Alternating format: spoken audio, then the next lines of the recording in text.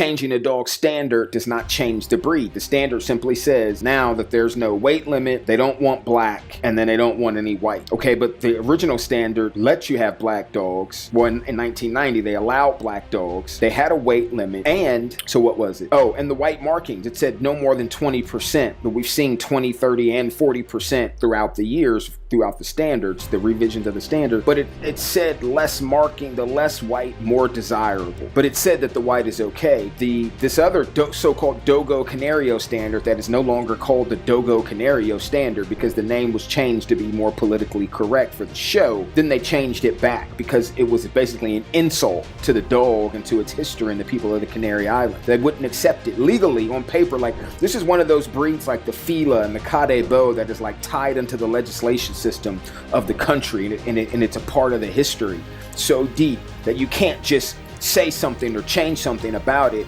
without going and getting permission. It even talks about them like having consequences for using the name Dogo Canario and things like that. There is no breed called Dogo Canario. It was a name change. I explained. Dogo means bulldog. So canary bulldog, canary catch dog, canary prey dog. What is the difference? There's no difference. So the standard says, oh, well, the dogs can be bigger than this standard, and we don't want black and we don't want white. Okay, but the 1989 standard had weight limits, and they didn't want black at first, probably because most of the dogs being fought were probably black, I would imagine, or a good number of them, and they probably associated that color with the dog fight, which is probably why they didn't want them.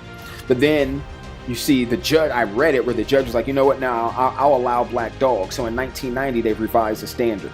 So now they've got the black dogs, they've got the weight limit, the white markings are okay up to 20%. If no white markings, that's all good. Then you got this other standard